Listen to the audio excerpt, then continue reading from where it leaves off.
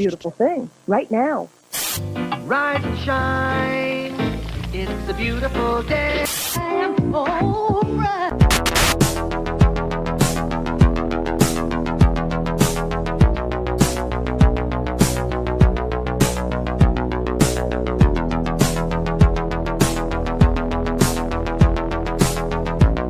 About a third of the building has been blown away. This is the bridge to white lights.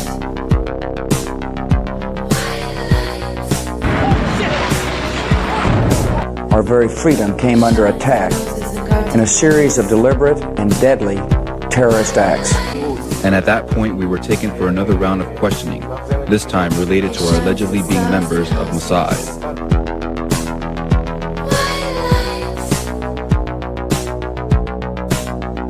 It's crazy evil.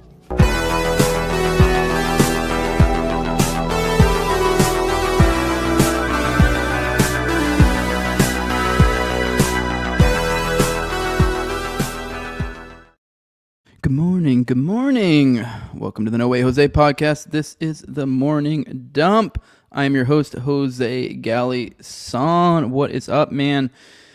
Wild night. I don't know if you guys are like me, waking up, looking at your phone, going, "What? What the fuck is going on?" Okay, all right, because yeah, we're in weird times right now. We're in weird times right now. I think, God, between yesterday, what was even going on yesterday's show? I mean, even the course of the past 24 hours, just schizophrenic foreign policy, just all over the place. Last night, it literally looked like we were left in a narrative. The last place I left, before, like when I went to bed, checking my phone, kind of where we were, this whole Israel-Iran thing. It looked like the narrative was, oh, look at these stupid anti-war people, and look how dumb they are, and this war is over, and oh, look how great Trump is. And like, I obviously immediately was like, okay.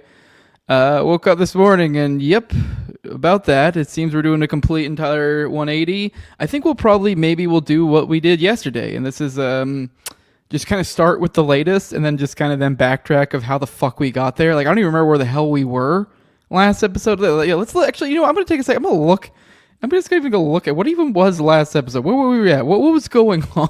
Because it's hard to keep track of what the fuck is going on. Last episode, we're looking at it right now. Last episode, I titled it U.S. Enters. Okay, all right. So the last thing we talked about is how we had bombed some shit. Okay. It's good to have that frame of reference of where the hell we are, because you get lost. You get lost in where we are. But let's just go ahead and start, I guess. And let's back up. Let's back up. I'm a little ahead of myself today. It's weird. Just weird day. Just we'll get into it. I think you'll understand if you haven't already flipped through your news today. You're probably like, what the hell? But if you have, you're like, we're at the exact. We're almost like, I think we might literally be walking into because it was 24 hours. Iran was the great evil, and they were going to respond, and everything was going to get all crazy. And then I don't think we hadn't covered the response yet. Yesterday, the response I believe occurred. I forget what time. We'll go through some of this as we go. And the response occurred, and it was kind of it was the same thing as the Soleimani thing. It was telegraphed. It was told ahead of time. I think Trump even thanked him, and so thanked them, and so they weren't this big evil. And then there was a ceasefire to be called.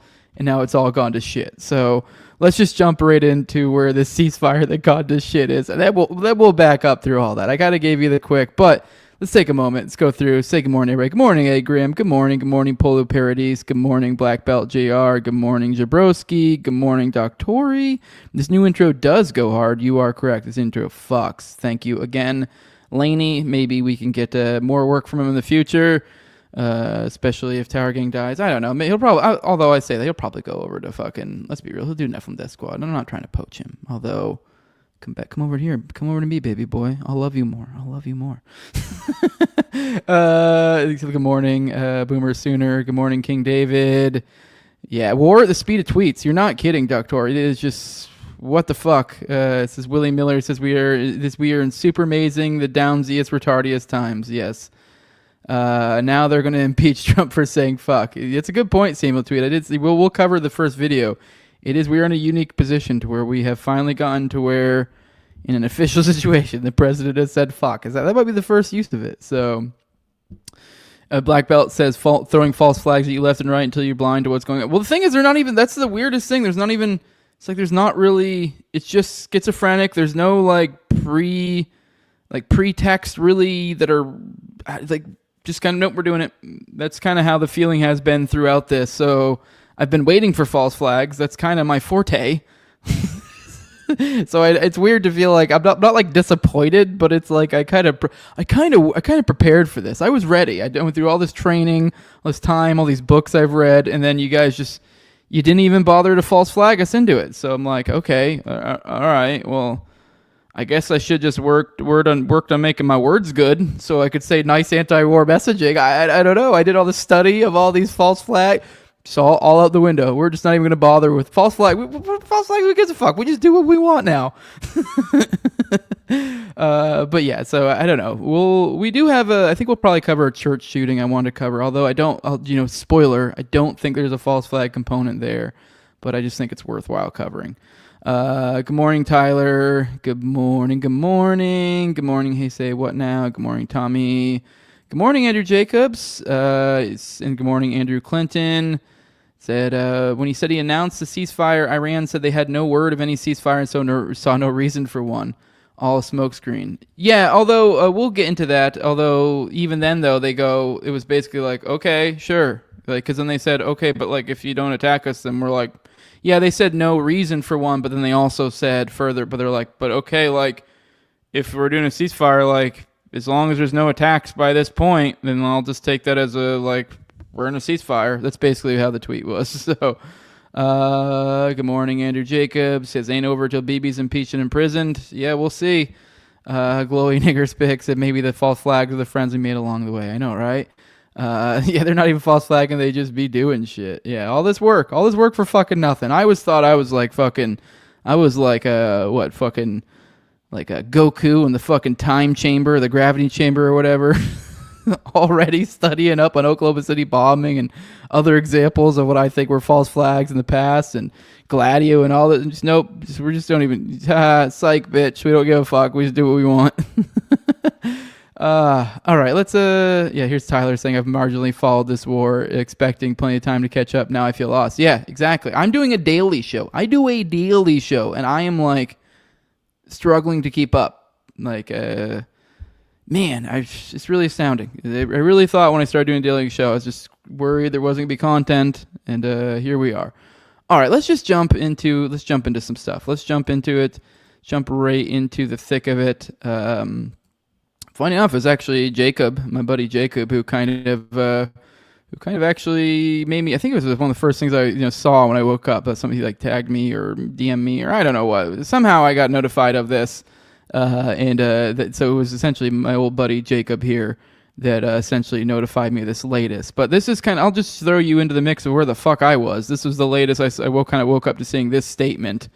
Like I said last night, I gave you the quick notes. We'll go more in depth into all of them. But last night, Trump was saying, "Oh, there's a ceasefire. We've got a ceasefire between Iran and Israel."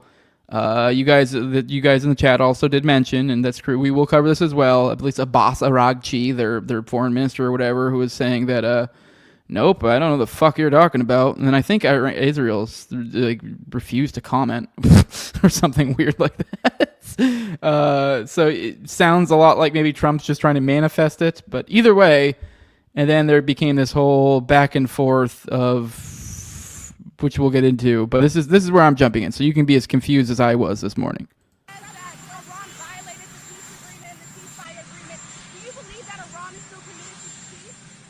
Yeah, I do. They violated it, but Israel violated it too. Israel, as soon as we made the deal, they came out and they dropped a load of bombs, the likes of which I've never seen before. The biggest load that we've seen. I'm not happy with Israel. You know, when I say, okay, now you have 12 hours, you don't go out in the first hour and just drop everything you have on them. So I'm not happy with them. I'm not happy with Iran either. But I'm really unhappy if Israel's going out this morning because the one rocket that didn't land, that was shot, perhaps by mistake, that didn't land. I'm not happy about that.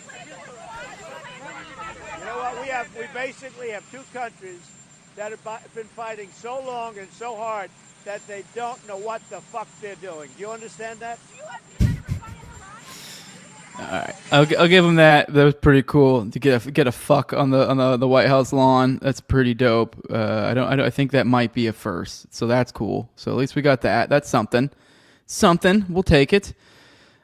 I mean, this is this is where I jumped into. It's like, what the fuck happened? I'm still hazy, and I think maybe we might be like, I don't even think it's been time for like even articles or anything come out. So this is all just clusterfuck of tweets and statements and stuff.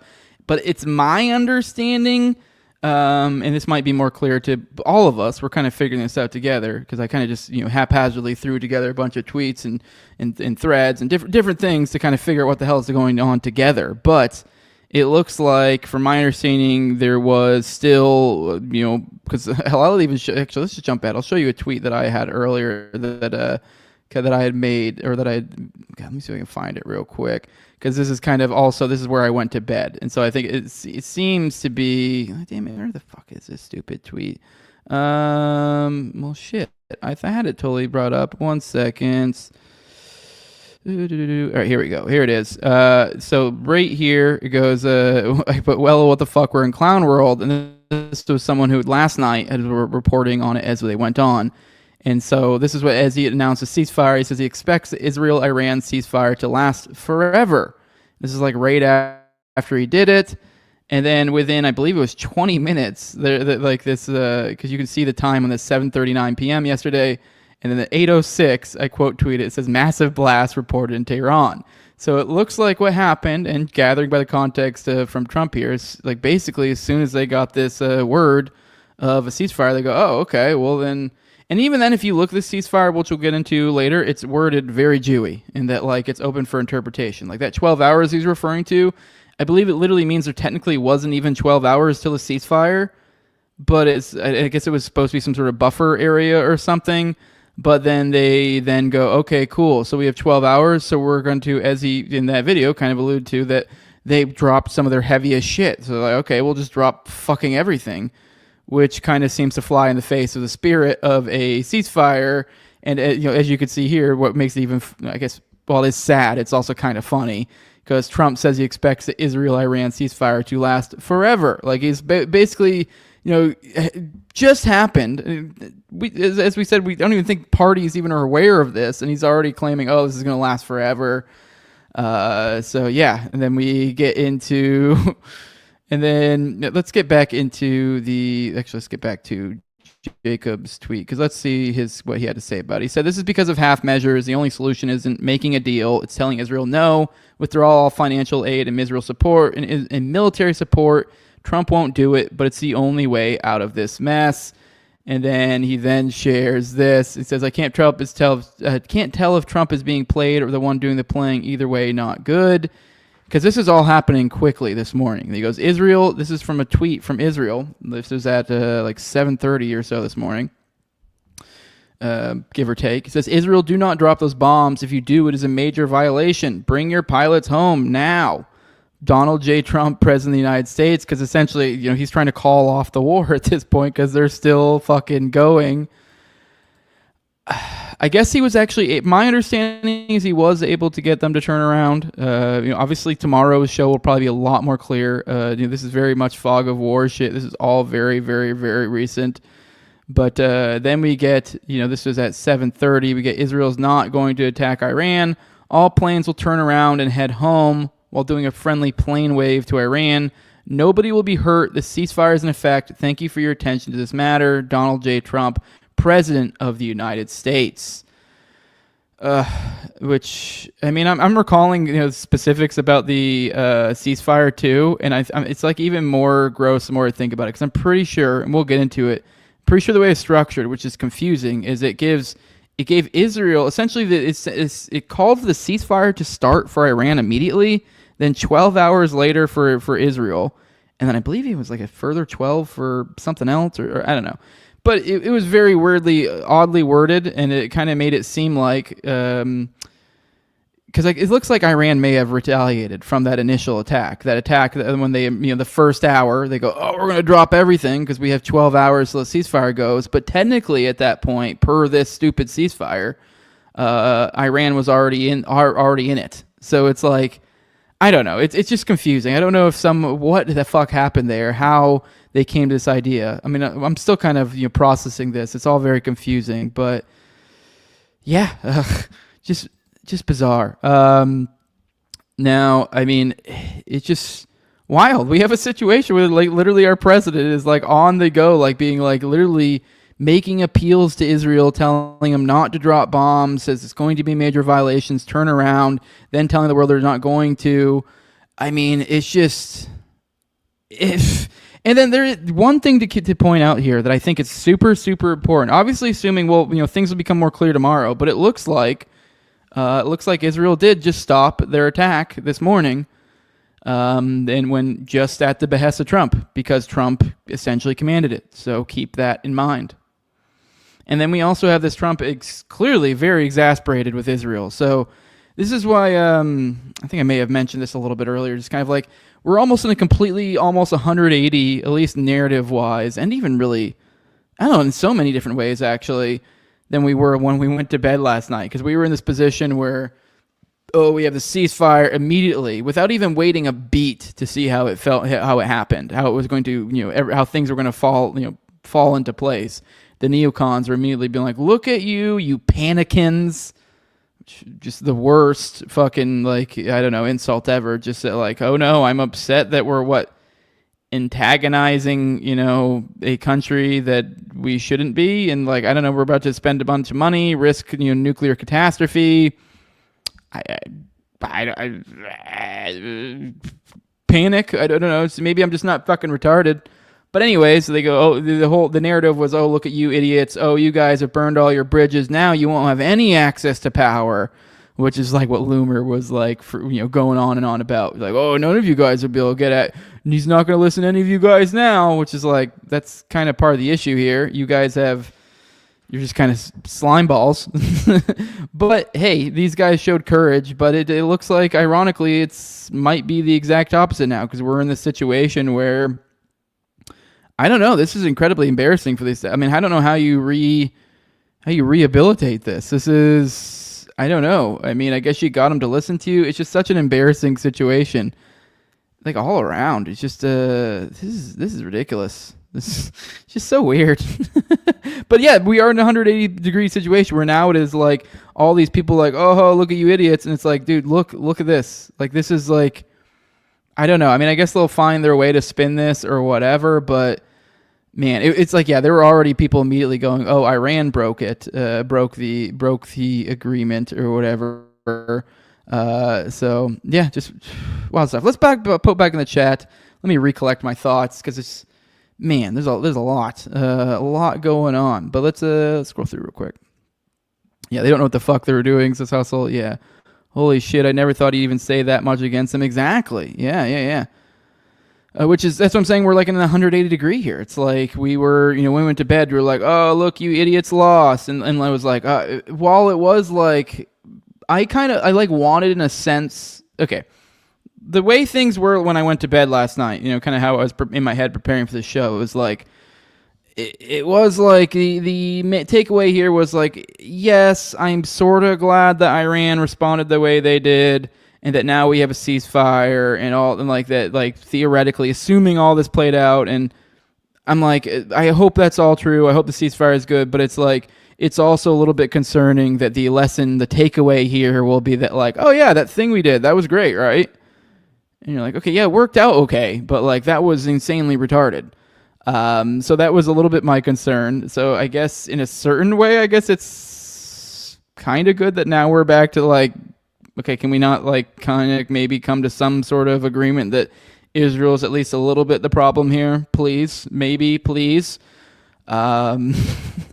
So yeah, we're like I said, we're basically at this 180. Like last night, it was like this. Oh, while it was like, oh, cool, theoretically peace. I mean, I never really thought we were gonna have peace for much of a moment, anyways. But it's like, oh, we're gonna have peace. It's like, okay, I hope, but it's like if that did even happen, it's like the takeaway here is not good. And especially since it's like, okay, cool, we'd get this temporary peace, and a few months from now, shit will pop off and everybody will have forgotten about the last thing.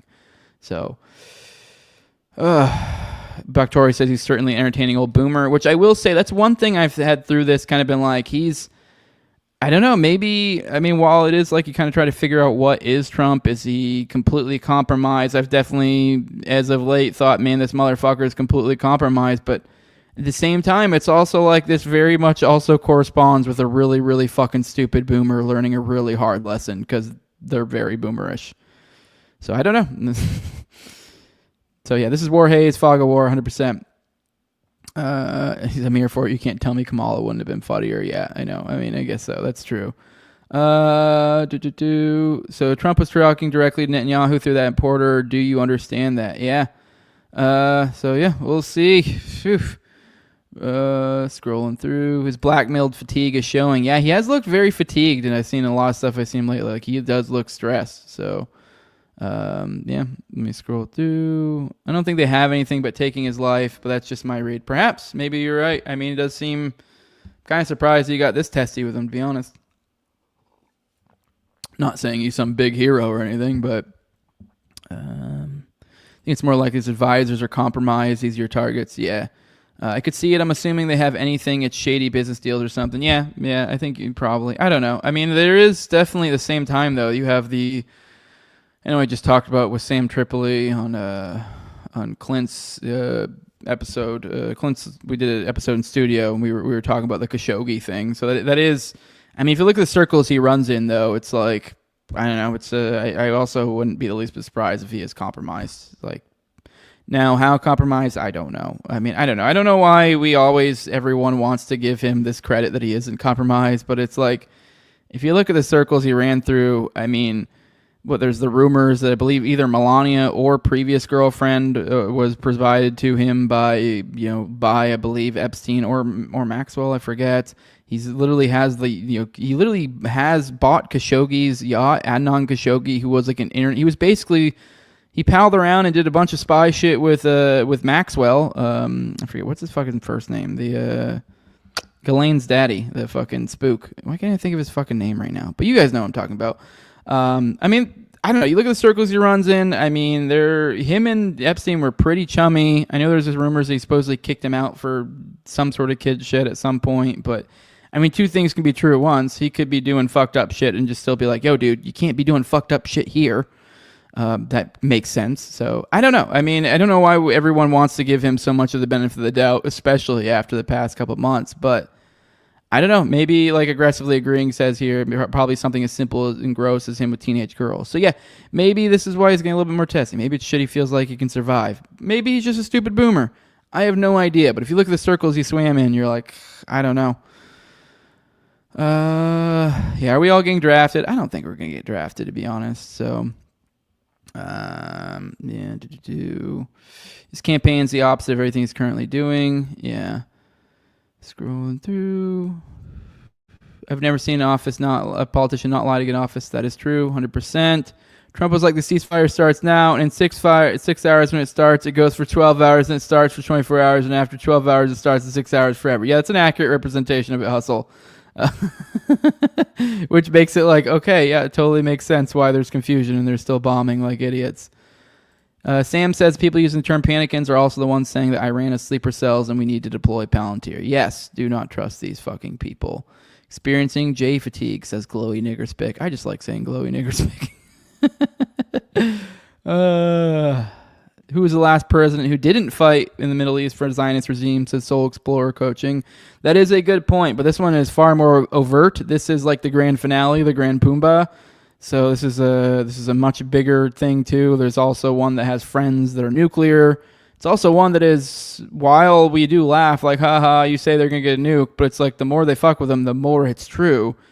And while we always see them, they're like, oh, haha, they're about to have a nuke. It's like, okay, well now, yeah, they might actually, they're honestly kind of be idiots if they didn't. They probably really should start fucking sprinting towards a nuke. I mean, they probably should be slick about it and not tell us, but that's what I'd do.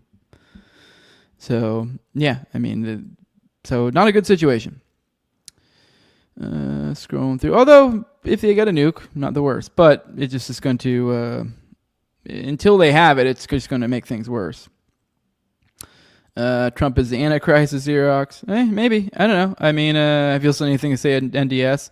I've talked about that on the show before. I am not at all closed off to that idea. While I'm not religious, it's also like religions exist, and those religions have been around for thousands of years. And if there is like, well, I don't go like full on into like the Adam Green thing. There is something interesting about the dialectic that is formed amongst the three major major Abrahamic religions and their apocalypses and how those play out. So you're like, or they're like they're end times, like what eschatologies or whatever, and how those all like kind of play together. You're like, okay, this is a little sketchy.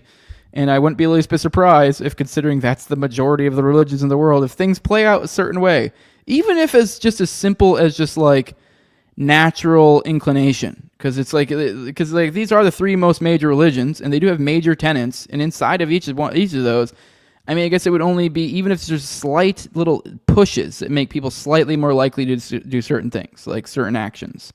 I mean, it doesn't have to be overt. It literally can be just subtle. So, because it's like, I don't know, if you create a religion around a prophecy that's going to happen in thousands of years from now, I think people might, maybe even subconsciously, not even mean to, accidentally kind of make those things happen. And then honestly, on top of that, there's going to be a lot of those that are overtly trying to do it to manipulate it to their own ends or because they're religious zealots. So, scrolling through. Great episode with Clint, Sam, and Austin. Thank you. I thought it was a good one. It was a fun time. Robert Maxwell. Why can't I think of Robert? It's such a normal name. I just couldn't think of Robert. Absolutely mobbed up. You can't do real estate without mob ties in New York City. But yeah, I mean, but like I said, the quote unquote, yeah, those are mob. But I was talking about people that are like, yeah, they're mob. They're like a different kind of mob, or I guess a different level of mob. Like when I was talking Epstein, Khashoggi, Maxwell, you're like, those are the people that Trump had relationships with. So if I had to bet, I'd say it's likely he's a stupid boomer that had appetite for young girls when he was younger. Yeah, that would probably seem to make sense. Yeah. Yeah, if I was Iran, I'd be shopping for a nuke right now, says Doctor 100%. CSTP said he liked it too. Appreciate it. Thank you. I'd love it if Iran got a nuke. Imagine the Khazars can total control over the Strait of Hormuz. I mean, I don't know. I mean, I'm not too concerned about it. Jose, did you hear about the info Trump was giving about Iran's new ability to make a nuke was provided by Palantir from their AI spying on the Iran? No, I haven't heard anything about that. Yeah, if you have me on Twitter or if you have a link for that, send it to me. We'll cover that tomorrow for sure. All right, let's continue. Let's keep going on into these topics. Sorry, let me find a spot to jump in at. Oh, I did want to make you guys aware of where Matt Walsh is on this because I found this particularly interesting. He's responding to the "Do not drop these bombs" tweet/truth or whatever the fuck that Donald Trump put out, a couple hours ago. Matt says, "We got involved in this conflict primarily for Israel's sake, not our own. It's delusional to deny that. Now Trump is obviously fed up, as he should be. Time to leave this circus and let Israel deal with its own problems." To that, hell yeah, Matt, and I think that's dope. I just I don't know. I just think it's cool seeing him say such things. So let's get into the next story. Here's Marco Rubio saying it's irrelevant whether Iran decided to build a nuclear weapon. This is where they're at now. Oh, it doesn't even matter. Marco Rubio said Sunday that whether Iran has decided to build a nuclear weapon is irrelevant, as he was pressed on the lack of evidence that Tehran has taken steps to weaponize its nuclear program. He made the comment in an interview with CBS when asked about the fact that U.S. intelligence had no evidence that Iran was seeking a bomb before Israel launched its war on the country. That's irrelevant. I think that question being asked in the media, that's an irrelevant question. They have everything they need to build a weapon, which is like, I don't know. This is I don't even really know where to start with how stupid that fucking is, because it's irrelevant. Pressing the lack of evidence that they've taken steps. Okay, because that's irrelevant that they've taken steps because they have the components. They have everything they need. Now, I know. Once again, I'm not the nuclear guy, but it's my understanding that this is technically true. This is technically a true statement. I think in a certain, even then, I don't know. I guess I don't know if I even say that's technically true. I think it's debatable that they have everything they need to build a weapon. I don't even actually think that's technically completely true, but in a certain sense, they have a lot of the components, a lot of the stuff. They have the enriched uranium. They have the ability to further enrich. But it's the idea that like those steps are irrelevant. Apparently, those are like a lot of those steps are pretty goddamn big. Those are huge hurdles to go through.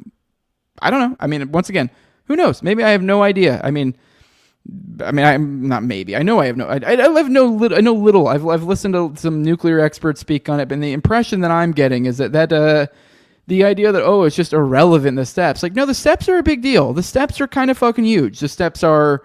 There's a lot of different steps. There's the ability to, be able to, make it offensive, to be able to get it to your location, like to even have the ability to like. To have a bomb that could go from Iran to us and reliably. Like, there's so many steps, apparently, from my understanding, but you could be completely wrong. So this is, it makes a big deal, in my opinion. It makes a big difference. So this seems kind of stupid. In March, Tulsi said there was no evidence that Iran decided to build a weapon, and that was still the consensus of the U.S. intelligence community. Rubio pointed to the fact that Iran was enriching uranium at 68%, which is still below the 90% needed for weapons grade, as evidence that Iran has the capability to build a bomb since it could quickly increase the 90% level. Iran has made it clear that it was engaged in negotiations with the U.S. It was willing to bring its enrichment back down to 3.67%. Keep in mind, 60% is like the thing they're making a big deal out of, while 90% is what is needed for weapons grade. They were willing to go down to 3.67%. But remember, the poison pill that was, from the jump that we as the United States were saying they were unwilling to do with was they needed no enrichment whatsoever. 3.67 wasn't acceptable. And like I said, from my understanding, there are plenty of civilian usages at the lower levels. So, I mean, there was plenty reason to do it. But I think it sounds like if they're willing to get down to 3.67, it sounds like they were basically willing to not enrich, but they wanted to still be able to say that we have enriched uranium. They still wanted to be able to make that claim, so they had some level, and that way they could save face to their people that they have some level of deterrent. And latent deterrent. The idea that like, we still have a start. We haven't completely stopped, given up the ability to enrich whatsoever. So, I know, it just seems pretty fucking retarded. And then on the 2 week, we have the 2 week timeline here. We're talking about in this one. This is from Kyle Anzalone from the Institute over at Libertarian Institute, talking about how the 2 week timeline was another head fake, which I think we all knew that. I think I'm a little bit concerned. I don't know if we've gone to this deep of a level of mind fucking, but it's perfectly. I mean, especially since it's the second time it's happened, I'm a little bit concerned this ceasefire or whatever the hell this is could also be some sort of big giant ruse. And then when it's all said and done, and this is just all some shitty way to just fuck with Iran, then you go, that was such a genius move on our part. We're so smart. We know how to lie. We know how to be really big pieces of shit. Do you know how to do that? No, you don't. We're huge pieces of shit. But yeah, the 2 week timeline was another head fake. An advisor to President Donald Trump said his statements in the lead up to the attack on Iran's nuclear facilities were a head fake meant to deceive Iran. Washington and Tel Aviv deployed a similar strategy in the run-up to Israel's own surprise attack on Iran. Axios reported on Monday that Trump's statement that he would decide within the next 2 weeks to strike Iran came after the president has already ordered the attack on the Islamic Republic. It was a head fake, a Trump advisor told the outlet. He knew the media couldn't resist amplifying it. He knew the Iranians might think he was bluffing. Well, everyone was wrong. Now, I do want to say that, this could be true. There's both sides that are being spread here. Because I will say, I listened to a Tucker Carlson interview last night.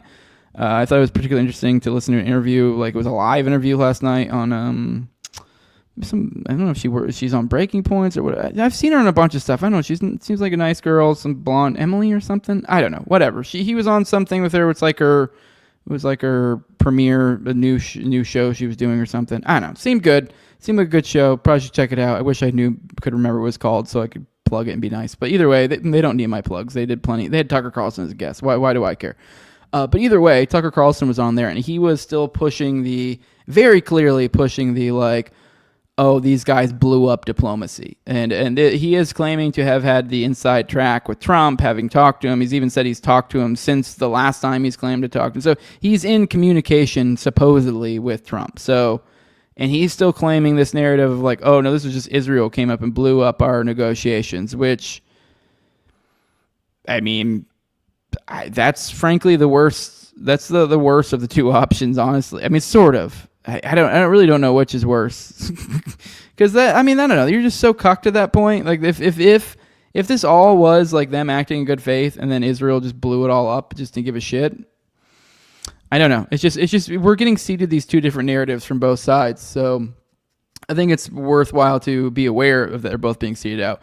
And while I do like a lot of what Tucker pushes and stuff too, you also should be aware that this guy is. He glows a little bit. Let's just say that.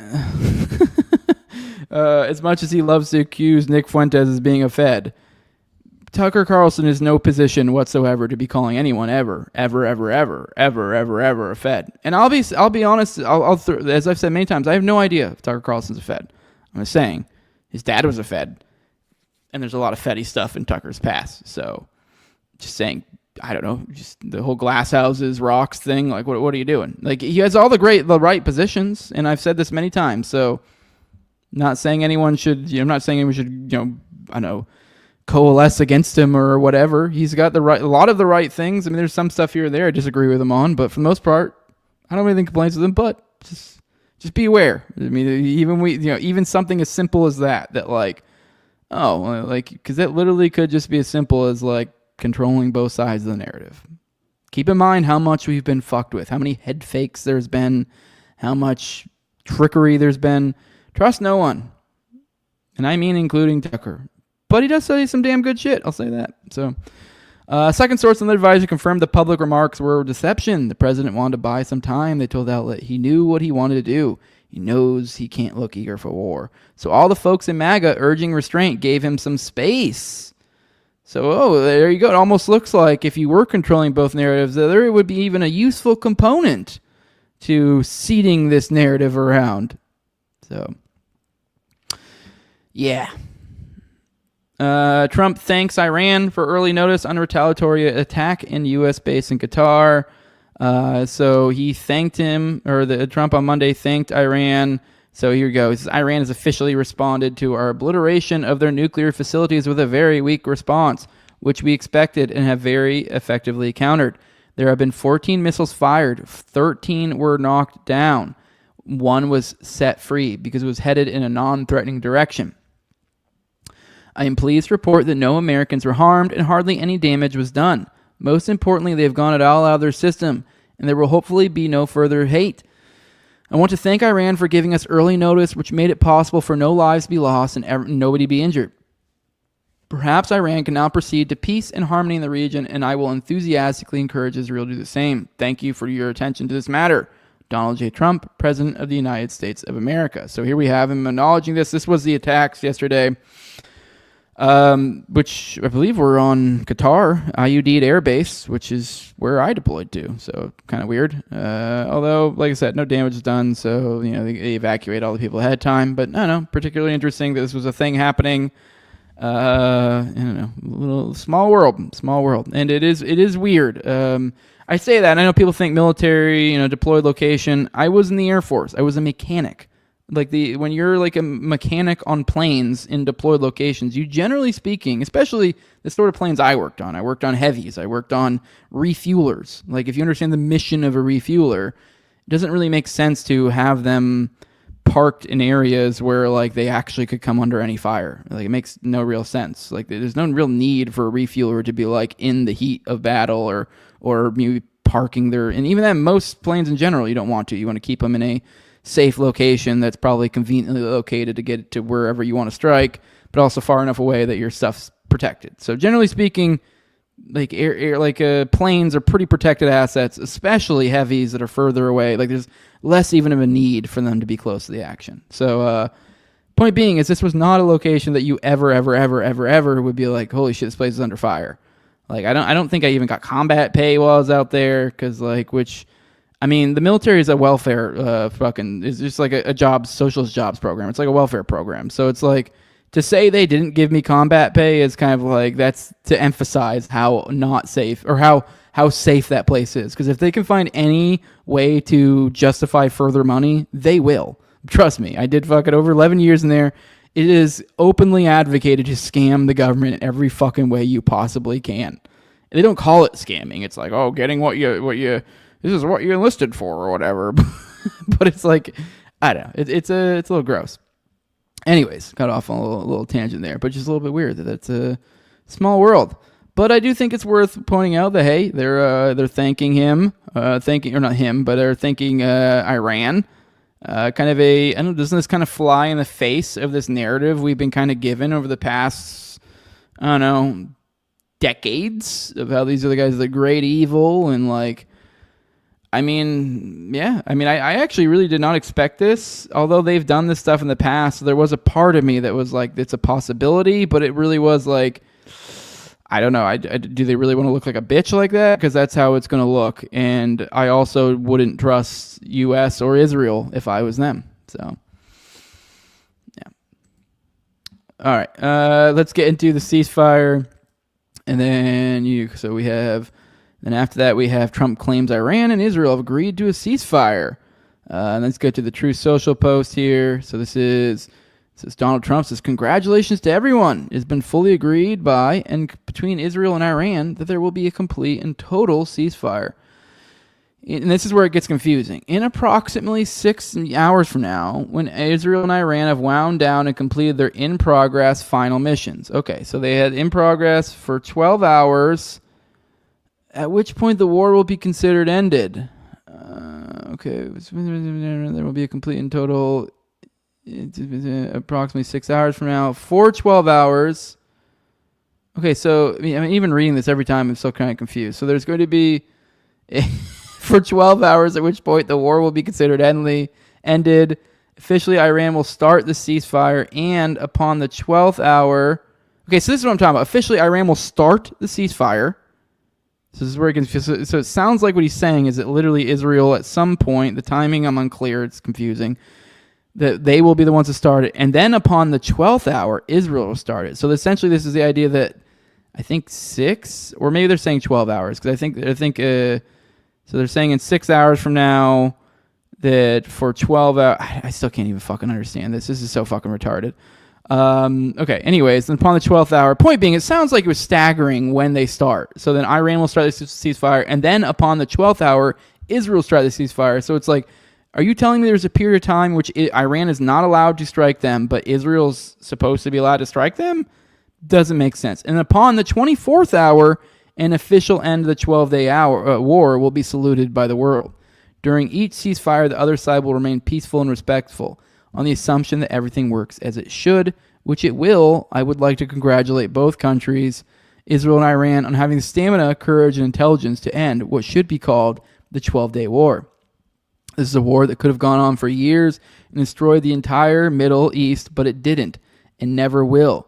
God bless Israel, God bless Iran, God bless the Middle East, and God bless the United States of America, and God bless the world. Donald J. Trump, President of the United States of America. Which is harder to laugh. For one, this is confusing. The whole hours, whatever the fuck is going on here, and it's just funny. I mean, obviously we know how this went. It's just... especially when you know that it's like, it doesn't actually seem like, at the very least, Iran was aware of this. So it sounds like literally Trump is just manifesting this via Twitter, essentially. So weird. So okay, let's keep going. And then we go, Iran's Foreign Minister Abbas Araghchi said in a post on X, there was no agreement on ceasefire, but said Iran would cease counterattacks on Israel if Israel stopped its strikes, which has been Tehran's position, which it has. They've said this multiple times throughout. Iran has repeatedly made clear Israel launched war in Iran, not the other way around. As of now, there is no agreement on any ceasefire or cessation of military operations, Araghchi said. However, provided that the Israeli regime stops its illegal aggression against Iranian people no later than 4 a.m. Tehran time, we have no intention to continue our response afterwards. The final decision on the cessation of our military operations will be made later, he added. In a follow-up post, Araghchi appeared to suggest that Iran was now implementing a ceasefire. However, the Israeli military later claimed it detected a missile launch from Iran, and videos on social media show missiles taking impact. Israel has yet to acknowledge it has agreed to a ceasefire. Okay, so Israel never agreed to, or at least that was where we were at last night whenever he wrote this. In his post, Trump said, "Congratulations to everyone." Okay, we've already read that. He said that the ceasefire would be phased over the next 24 hours. Okay, it doesn't really give an explanation. So yeah, it sounds like a phased 24-hour thing. The wording is confusing, but yeah. And it says after the announcement, explosions were reported to Iran following an Israeli evacuation order for a district in the Iranian city. So, yep, that's. And then here's one more on the foreign policy, on this widening into a larger conflict here that we talked about yesterday. I don't know if we actually mentioned this yesterday. There was these rumors from who was it? Here we go. Dmitry Medvedev, I believe, that there might be other countries willing to provide nukes to Iran. He made some sort of implications like that. Trump said some sort of gay shit about, we said the N-word or something here. But essentially pushing back on that. But it is, I don't think I covered this yesterday. I think it's worthwhile mentioning that, it was Prime Minister Dmitry Medvedev is warning that a country could provide a nuclear weapon to Iran in response to the American and Israeli bombing of the Islamic Republic. In a thread on X, he listed what he believed would be 10 consequences of U.S. strikes on Iran's nuclear facilities last weekend. It says, one, critical infrastructure of the nuclear fuel cycle appears to have been unaffected or sustained only minor damage. 2, the enrichment of nuclear material. Second, I'm bringing it up on Twitter. The enrichment of nuclear material, and now we can say it outright, the future production of nuclear weapons will continue. A number of countries are ready to directly supply Iran with their own nuclear weapons or nuclear warheads. Okay. That was number 3. Did he end at 3? Okay. Well, I swore he said 10. Okay. To be 10 consequences. Yeah, that's weird. I don't know if he fucked up his thread somehow. Maybe quote tweeted it. Some people are boomers about it, but whatever. He only showed 3 here for some reason. 2 or 3, number 3 being number of countries are ready to directly supply Iran. So he's just saying this is a consequence. He says, what have the Americans accomplished with their nighttime strikes? That's what he's saying. That this is, as a consequence, there perhaps may be people willing to give us nukes. So I just wanted to address that because that was a thing thrown out there by, the prime minister, former Russian president. So not a nobody. So somebody of significance. So that's being thrown around out there. So I think I just felt like that was worthwhile mentioning. And then we have Trump saying something about, what did he say? He said, did I hear former President Medvedev from Russia casually throwing around the N-word and saying that he and other countries would supply nuclear weapons to Iran? So he did really say that. It's just a figment of my imagination. If he did say that, and if confirmed, please let me know immediately. The N-word should not be treated so casually. I don't know. I say nigger all the time. Here we go. And then here is his response to that. So because there was some people thought that might have taken that as like an implication that perhaps, Russia might do it. So here's his, clarifying. He says, regarding President Trump's concerns, I condemn the U.S. strike on Iran. It failed to achieve its objective. However, Russia has no intention of supplying nuclear weapons to Iran because unlike Israel, we are parties to the Nuclear Non-Proliferation Treaty. Throwing that in there. I know quite well what this would entail, having overseen our nuclear forces as president. But other countries might, and that's what was said. We definitely shouldn't be arguing over who has more nukes. All the more so because the New START treaty, which I once signed with the U.S. president, is still in force. For now, the question is, what comes next? All right, let's take a minute, roll through the chat, see what you guys got to say.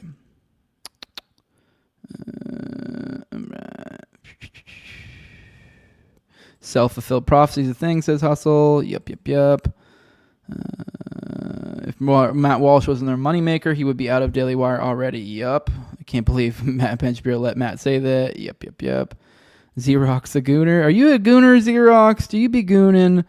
Okay, CSEPTP. God, your name. CSESTP says modern nuclear bombs have plutonium charges. Uranium bombs are like Fat Boy from World War II. The warhead required are large and unwieldy. Don't believe there's an ICBM in existence that can mount a gun style. Okay. Yeah, Trump wanted 0% so he could say he got a better deal than Obama. Exactly. So, scrolling through. Technically, Israel is out of rockets and the ceasefire is to restock. Oof, that's a good point. I didn't even think of that. That totally checks out. Humongous. Let me scroll through. Iran got lied to and tricked twice. Iran should do the same and just send 1488 rockets there and call for folks for a ceasefire afterwards. Yeah, I mean, I'm not advocating for that, but yeah. Hustle says Mark said murdering innocent people is Mark, or not Mark. Tucker said murdering innocent people is Mark Levin's sex life. Yeah, that was a good one. That was a good line. I saw that, yeah. So I guess you watched the same interview I did. Aggressively agreeing says, wouldn't blowing up nuclear facilities cause mass havoc if not decommissioned correctly? I would think so. Like mass amounts of radiation, etc. Like no one worried, or is it all fake? I mean, it's funny. He's talking about like the N-word in that thing, and it's like, dude, you're blowing up nuclear facilities. So, yeah, it's Elliot James. Just stop shooting, guys. Yeah, why the fuck do we need this like confusing? Oh yeah, and then on the third hour after you take 12 steps to the east of the temple at the crossroads between the broken, like what the fuck? Just stop shooting people. What are we doing here? It's a Saturnalian numerology spell. Don't read it out. Yeah. Takes about 15 to 30 years to decommission a nuclear facility, says aggressively agreeing. Scroll.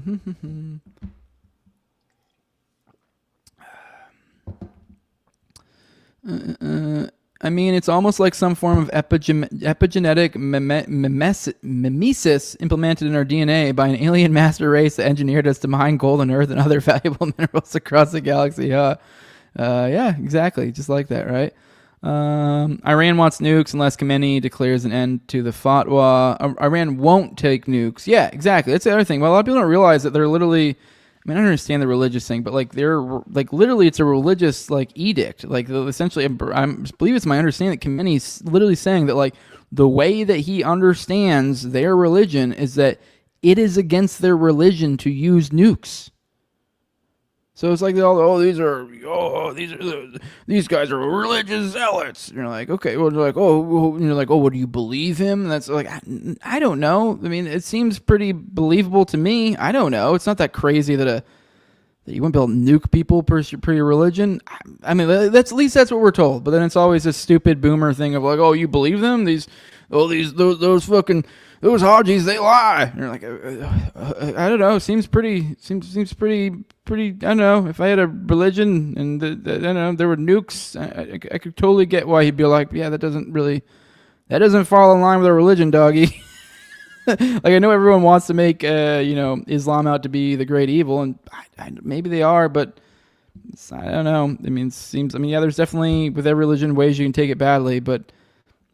I don't know. It just seems, yeah, that's my understanding. It's literally a religious edict. So the idea that they would then, then go, oh, just kidding, that's no longer a religious edict. I just feel like that would probably undermine Khamenei, probably big time, if he did that, because now you're going against your religion, something you've openly made a big deal about. So, can you give something to educate myself on that? Oh, it says Islamic law. Basically, the Ayatollah, this House of Bones, declared a fatwa on nuclear weapons decades ago, and there's 0% chance they would purchase that without ending that fatwa. Yeah, so like I said, a religious thing.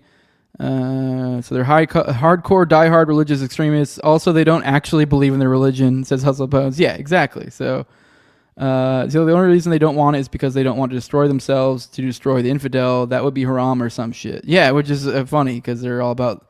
You're like, oh, they're totally going to be suicidal. So, all right, let's get into some more. What else do we got? Let me see what we got more on this side. Let's get into Tulsi a little bit. I thought it was particularly funny, and I promise you guys we'd dig a little bit into Tulsi today. So here's Tulsi saying only President Trump could have achieved this historic ceasefire agreement that brings us closer to peace. It was a Herculean effort that deserves the thanks of all the people of Israel. Iran, Middle East, America, the entire world, congratulations and thank you, real Donald Trump, which, if that thing had held, then I guess if it does, then okay, sure. But I know it's just kind of funny, I guess. But I did tell you guys yesterday that we would rehash it. I mean, news is moving at the speed of light, and so it's hard to kind of focus in on what matters and also to like give things the due analysis they deserve. But I think this is one thing we do need to remember, because especially if this does go tits up, I don't know, this could be forgettable. I mean, if this does cease fire and then kind of peter out and then we say fuck you to Israel and they, I don't know, then they just kind of fuck off for a little while and this kicks off again in another couple of years. And this will be a nothing burger. But, I mean, sort of a nothing burger. I mean, definitely something to be like, oh shit, that was wild. But she very well could easily be filling this Colin Powell role. And this could be something that 10, 20 years down the line, you're like, this is an important moment. So here is, actually, let me double check and make sure it's even. Oh, I got to change. Real quick, my bad. I got to do the stupid StreamYard thing because it's glitching out. 1 second, let me bring up the video. Here we go. All right. This is Tulsi in her latest in Congress, where she kind of fell in line to the nuclear stuff because everyone's been throwing around, in the latest DNI report, Tulsi Gabbard, blah, blah. She said, no, they are not working towards the nuke, blah, blah, blah, blah, blah, blah. And, just kind of resolutely, nothing there. And then when was this? This was June 20th, so 4 days ago, she came out, and this is what she had to say. Iran continues to seek expansion of its influence in the Middle East, despite the degradation to its proxies and defenses during the Gaza conflict. Iran has developed and maintains ballistic missiles, cruise missiles, and UAVs, including systems capable of striking U.S. targets and allies in the region. Tehran has shown a willingness to use these weapons, including during a 2020 attack on U.S. forces in Iraq and in attacks against Israel in April and October 2024. Iran's cyber operations and capabilities also present a serious threat to U.S. networks and data. The IC continues to assess that Iran is not building a nuclear weapon, and Supreme Leader Khamenei has not authorized the nuclear weapons program that he suspended in 2003. The IC continues to monitor closely if Tehran decides to reauthorize its nuclear weapons program. In the past year, we've seen an erosion of a decades-long taboo in Iran on discussing nuclear weapons in public, likely emboldening nuclear weapons advocates within Iran's decision-making apparatus. Iran's enriched uranium stockpile is at its highest levels and is unprecedented for a state without nuclear weapons. Iran will likely continue efforts to counter Israel and press for U.S. military withdrawal from the region by aiding, arming, and helping to reconstitute its loose consortium of like-minded terrorists and militant actors, which it refers to as its axis of resistance. Although weakened, this collection of actors still presents a wide range of threats, including to Israel's population, U.S. forces deployed in Iraq and Syria, and to U.S. and international military and commercial shipping and transit. All right, and then we have here her caption is, the dishonest media is intentionally taking my testimony out of context and spreading fake news as a way to manufacture division. America has intelligence that Iran is at the point that it can produce a nuclear weapon within weeks to months if they decide to finalize the assembly. President Trump has been clear that can't happen, and I agree. And she says, my full testimony below.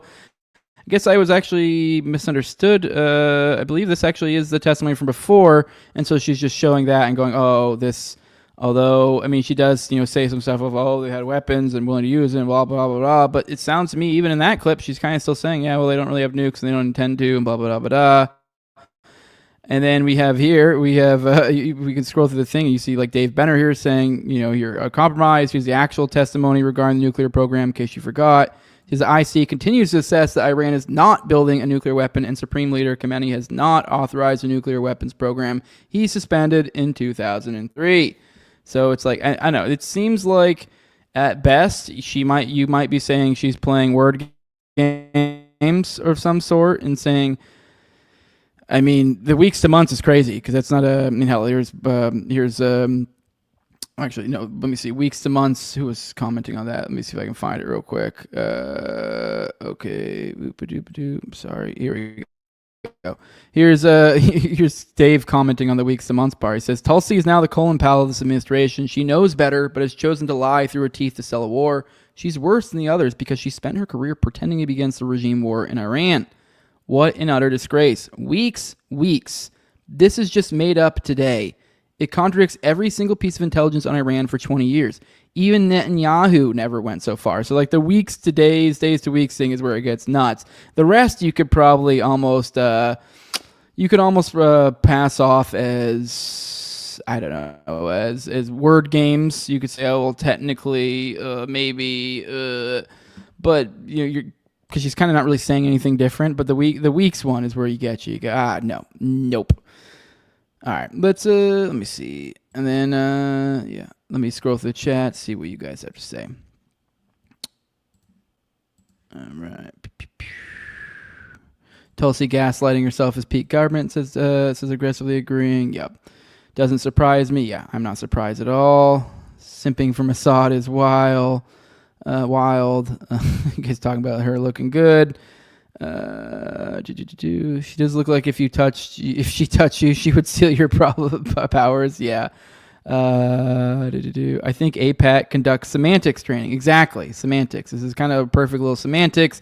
It's like if you see that, it's like, oh, well, they're saying there was a difference. And you're like, well, technically I said this. And you're like, yeah, I guess sort of. It is 100% semantics is what this strikes me as. All right.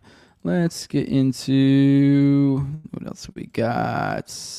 Here's a good one to get into. All right, I think we're done with the wars. Actually, one more thing on the war side things. I did want to drive home. This is actually just kind of refocus on the Israel thing. I want to take a moment, and I don't know if I'll read the whole article, but I figured we'd read some of it because we've talked a lot about the aid stuff going on over there. But here's one from 972 magazine. I guess they did a full-on piece. It says the Hunger Games inside Israel's aid death traps for starving Gazans. Here's a photo of one of the points. It says near daily Israeli massacres at food distribution sites have killed over 400 Palestinians in the past month alone. Survivors describe stepping over corpses to get their hands on a bag of flour. What choice do we have? So I figured it makes sense to go through this. I mean, sorry,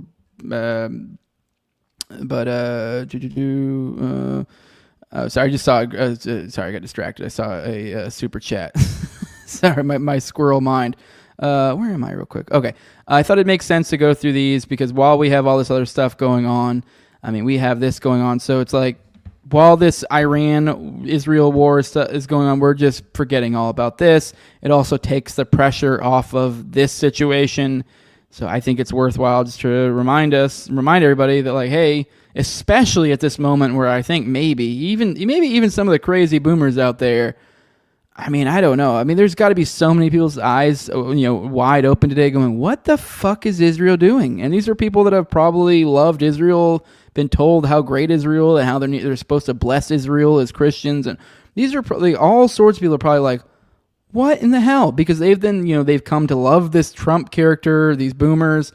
And now you have Israel just completely flying in the face of what Trump wants and being kind of assholes. So I don't know. I think people see this shit. But let's go through this. I don't know how much of this we'll read. It's a little bit long, but like I said, it's at 972 if you guys want to go check it out yourself. But I figured we could maybe go through some examples from the reporting on the ground of what's going on over there. So this is from Ahmed, which is a funny name, and Ibtisam Mahdi. Man, that name sucks. In the early hours of June 11th, before sunrise, 19-year-old Hatem Sheldon and his brother Hamza, 23, went to wait for aid trucks near the Netzarim quarter in the central Gaza Strip. They hoped to return with a bag of white flour for the family of 5. Instead, Hamza returned with his younger brother's body wrapped in a white burial shroud. The Sheldon family had lived virtually without food for nearly 2 months due to Israel's blockade, crammed into a classroom turned shelter in eastern Gaza City. Their home, once nearby, was destroyed completely by an Israeli airstrike in January 2024. At around 1:30 a.m., the two brothers joined dozens of starving Palestinians on Al-Rashid Street along the shore upon hearing that trucks carrying flour would enter the strip. 2 hours later, they heard shouts of "the trucks are coming," followed immediately by the sound of Israeli artillery shelling. We didn't care about the shelling, Hamza recounted to 972 magazine. We just ran toward the truck's lights. But in the chaos of the crowd, the brothers got separated. Hamza managed to grab a 25-kilogram bag of flour. When he returned to their agreed-upon meeting spot, Atem wasn't there. I kept calling his phone over and over without answer, Hamza said. My heart ached. I began seeing dead bodies being carried over to where I was. I refused to believe my brother might be among them. Hours after Hatem went missing, Hamza received a call from a friend. A photo of an unidentified body had surfaced in local WhatsApp groups, taken at Al-Aqsa Martyrs Hospital in Deir al-Balah, central Gaza. Hamza sent a cousin, a tuk-tuk driver, to check. Half an hour later, he called back, his voice shaking. He told me it was Hatem. Upon hearing this, Hamza passed out. When he came to, people were pouring water in his face. He rushed to the hospital where a man wounded in the same artillery strike explained what had happened. Hatem and about 15 others had tried to hide in tall grass when Israeli tanks opened fire. Hatem was hit by shrapnel in his legs, the man said. He bled for hours. Dogs circled them. Eventually, when more aid trucks arrived, people helped move the bodies onto one of them. In total, 25 Palestinians were killed that morning waiting for aid trucks on Al-Rashid Street. Hamza brought Hatem's body back to Gaza City and buried him beside their mother, who was killed by an Israeli striker in August 2024. Their older brother, Khalid, 21, had died months earlier in a January airstrike while evacuating wounded civilians in his horse cart. Hatem was the light of our family, Hamza said. After we lost our mother and Khalid, he became everyone's favorite, including my grandmother and aunts. He visited them and helped them. My grandmother collapsed when she saw his body. She still weeps. Hatem had been a skilled car accessories technician with dreams of opening his own shop. He was kind and generous and loved children. He always gave them sweets, and everyone who knew him came to his funeral. May God hold the occupation accountable for stealing our lives just because we are from Gaza. Near daily massacres as the world attention turns to the war between Israel and Iran, and with Israel simultaneously cutting off internet and telecommunication services, imposing effective media and information blackouts on millions of Palestinians, Israel's attacks on starving Gazans awaiting aid have only intensified. After 2 months without a single drop of food, medicine, or fuel entering Gaza, a trickle of white flour and canned goods has been allowed in since late May. Most of it has gone to sites in Rafah and the Netzarim corridor, managed by the Gaza Humanitarian Foundation, guarded by private American security contractors and Israeli soldiers. On June 10th, small shipments also began arriving via aid trucks operated by the World Food Program. But with hunger deepening, people no longer wait for the trucks to move safely past Israeli troops. Instead, they rush toward them the moment they appear, desperate to grab whatever they can before supplies vanish. Tens of thousands gather at distribution points, sometimes for days in advance, and many go home empty-handed. Starving civilians gather in massive crowds, waiting for permission to approach. In many instances, Israeli troops have opened fire on the masses, and even during distribution itself, killing dozens as they try to collect a few kilos of flour or canned goods to bring home in what Palestinians have dubbed the Hunger Games. Since May 27, well over 400 Palestinians have been killed and over 3,000 wounded while waiting for aid, according to Gaza Civil Defense spokesperson Mahmoud Basil. By the way, that's not even a month. It hasn't even been a month since May 27th. It is June 24th right now. And that's just at the aid stations. That's not all the other places that are killing them. The deadliest single attack on aid seekers occurred on June 17th when Israeli forces fired tank shells, machine guns, and drones into a crowd of Palestinians in Khan Yunis, killing 70 and injuring hundreds. Limited aid trickling into Gaza falls far short of meeting even the most basic needs. As a result, many residents are forced to buy supplies from others who manage to get their hands on some food at distribution sites and are now reselling it in a desperate attempt to afford other essentials. It says people were being killed, but everyone kept running for the flour. The day after the massacre on Al-Rashid Street, they claimed Hatem Shaldan's life. Even larger crowds gathered in the same spot, including 17-year-old Muhammad Abu Sharia, who arrived with 4 relatives. The few aid trucks that arrived that week gave a sliver of hope to starving families. Abu Sharia lives with his family of 9 in their partially destroyed home in southern Gaza City, the only son among 6 sisters. My family didn't want me to go at first, but we've been starving for 2 months. At 10 p.m., he made his way to Al-Rashid Street, where crowds had gathered on the sand near the shore, waiting for aid trucks. People shared warnings in hushed voices. Stay behind the trucks. Don't run in front. You might get crushed. Abu Sharia was shocked by what he saw. Elderly people, women, children, all waiting for a chance at flour. Then, without warning, artillery shells began falling around them. Panic broke out. Some fled. Others, like Abu Sharia, sprinted toward the trucks. People were being killed and wounded, but no one stopped. Everyone just kept running for the flour. He managed to grab a bag lying beside a dead body, but only made it a few meters before a gang of 4 men with knives surrounded him and threatened to kill him if he didn't hand it over. He let it go. Still hoping to reach another truck, he waited hours longer. Then he saw people shouting, "More aid has arrived!" The trucks rolled in, barely slowing down as crowds swarmed them. I saw a man fall under one truck and get his head crushed. With ambulances too far away to approach for fear of Israeli airstrikes, the wounded and dead were dragged away by donkey carts and tuk-tuks. Abu Sharia was the only one from his extended family able to bring back a bag of flour. His family, worried sick, was relieved to see him. They immediately baked bread and shared it with relatives. No one risks their life like this unless they have no other choice, he said. We go because we're starving. Go because there is nothing else. All right, I think that's enough for that. That's not, maybe it's sad enough. I mean, it keeps going. So I think I'd probably fucking cry if I keep going. Just fucked up stuff, guys. All right, let's what's the next one? Let's get into Mahmoud Khalil coming back. That's a little bit. That's happy. That's happy, right? Let's roll the chat. See what you guys have to say.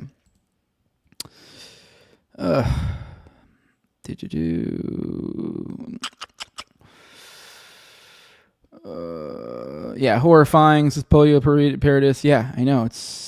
I don't know if you. Yeah, I definitely got a little choked up there. So that's a kind of. Yeah, well, that's the most depressing article I've seen in a while. Yeah, I fucked up shit. Yep, and it keeps going. So this is the article version of Laney video. Yeah, but at least that murder is like fun and like entertaining. I don't know, but yeah, just go read that on your own if you want to keep subjecting yourself to that, because it is sad. Go check that out. So, but let's get into the next one. Like I said, here is Ted Cruz bitching about, oh no, Mahmoud Khalil is back. So I guess he recently got released, but here is him being escorted in the airport by AOC, which, you know, here's Ted Cruz says, Death to America camp of the Democratic Party is very happy about this. And they say, look who personally accompanied anti-Israel activist Mahmoud Khalil back to New York.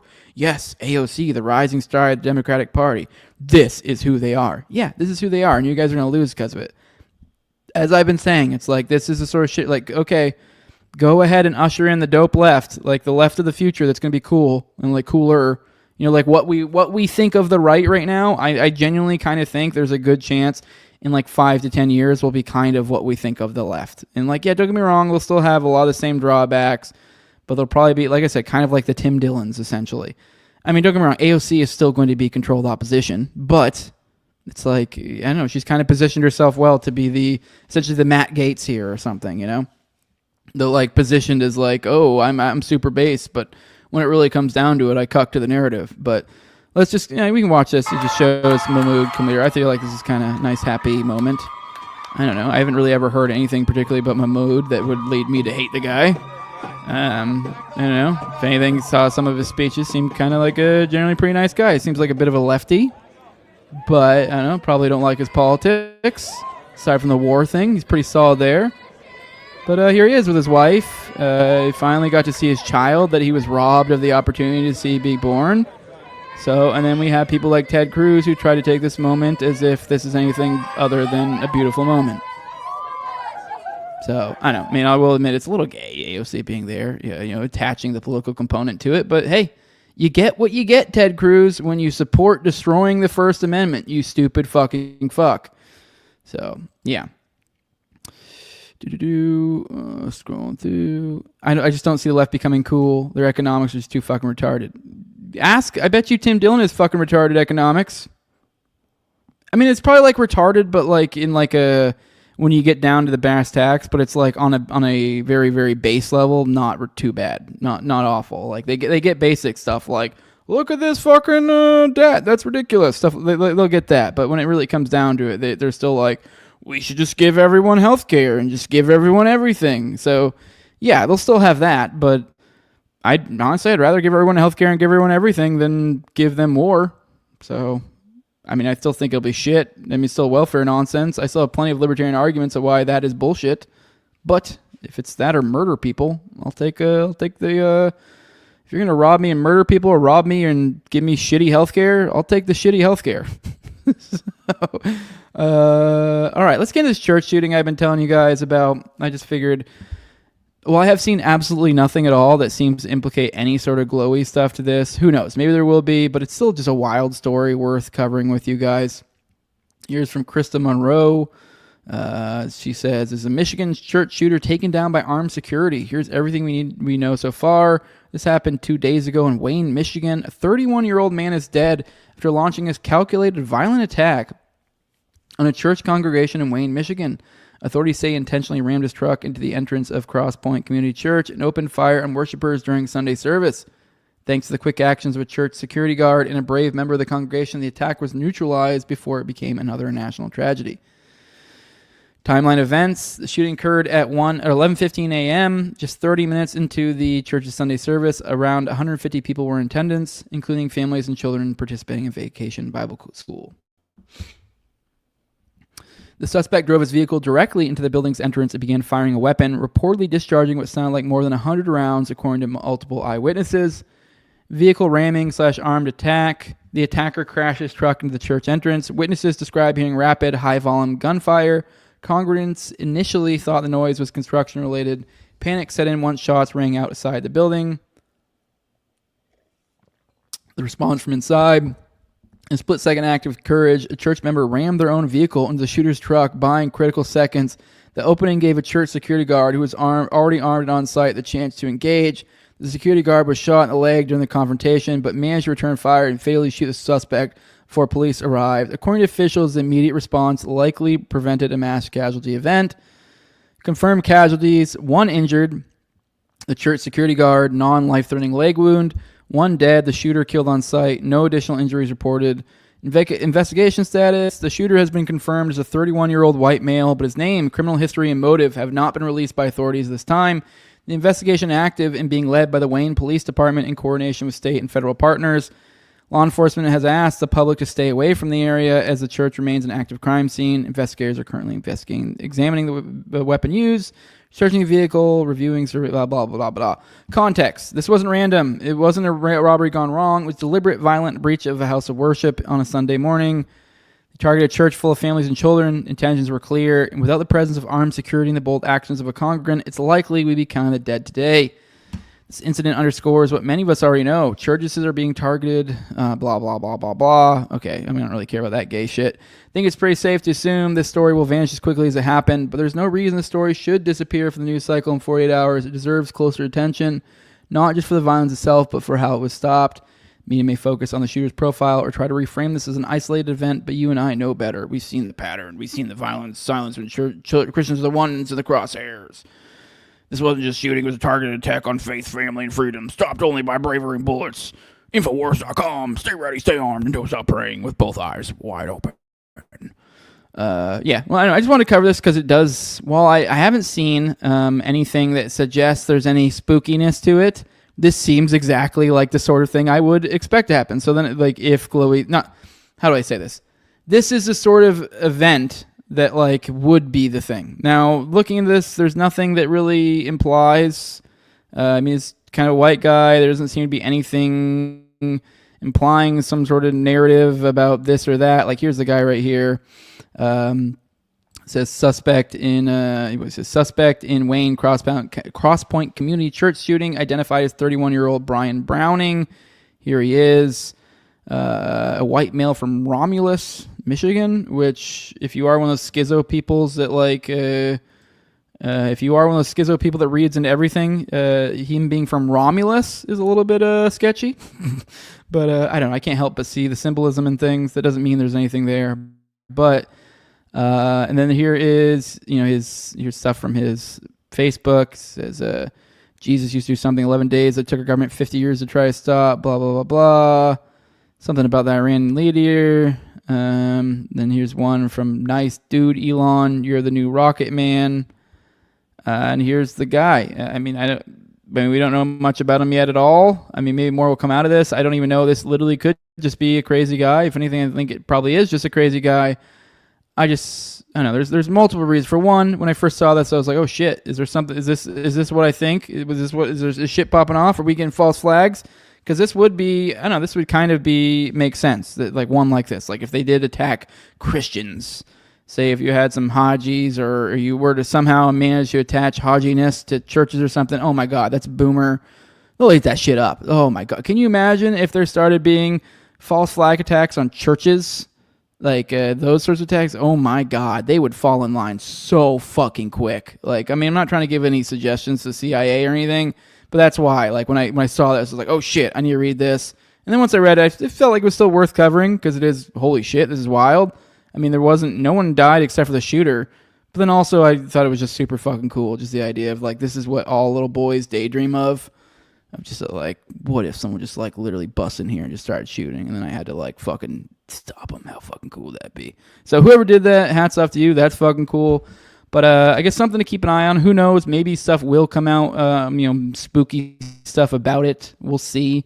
If you guys do see anything like that, let me know. Here is the video. If you guys want to watch this, see if there's anything interesting in here of this. I don't think I kind of skimmed through it earlier yesterday. I didn't see any shooting anything, but we might be able to hear some stuff. Put this on 2x for you.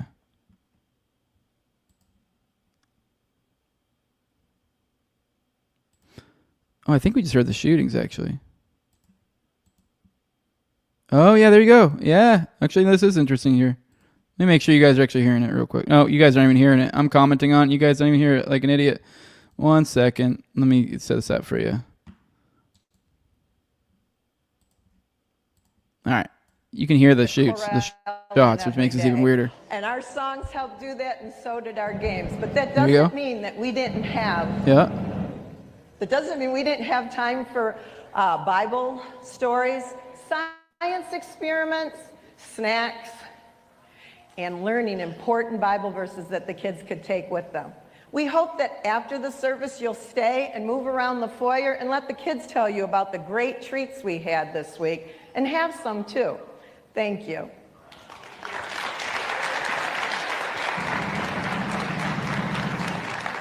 Yeah, that does sound like automatic, like which I don't know if they said that. That does sound like automatic gunfire. That's wild.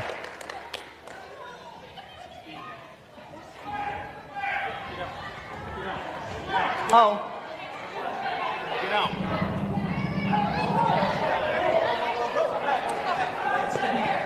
Come on, everybody to the back. Please, everybody come to the back. Come to the back, Don. They gotta come. They gotta come. Come on. Come on. Come on. Come on. Come on. Go. Out, I don't think is a good idea. Out, I don't think it's a good idea. Come on here. All right. Sound catch out? Looks like audio cuts out there at the end for some weird reason. All right, well, then they just all file out at that point. Okay, yeah. One of you guys pointed out that, yeah, that sounds like automatic gunfire. So this does, it's glowing. So as I take back a little bit what I said before. Here's Wise Out pointing out, yeah, I hear machine gun fire. This glows like fuck. Yeah. Yes, a JMS caught that too. Romulus mentioned. Yeah, what the fuck? Did you just evoke Rome, doggy? Okay. It all goes back to Rome, right?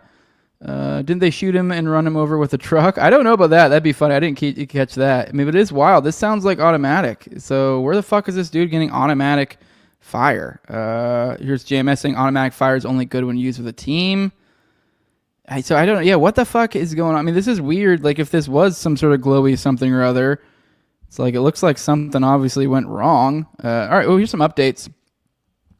Update. Initial reports and witness reported the suspect fired a machine gun. However, reports were circulating that the gunman used a rifle. This is a developing story. Please use caution when reading breaking news information because official reports and investigations are still going. Unless he had like, I don't know. I've never shot a bump stock. I mean, maybe some of you guys have, but it's my understanding that even then it's not as smooth like that. So there's like a difference in the sound between a bump stock and that. I might be wrong. So you guys tell me in the chat. So it's like That there's no way in fuck that was a semi-automatic fire. No way in shit. I mean, I don't know. Like, how do you like? I mean, I don't know. I guess there are people that are like quick draw people that you will see that are able to like like can just shoot off quick like that. But the chances that this guy's devoted fucking a fucking decade plus of his life to quick firing, I kind of doubt it. Here's update 2.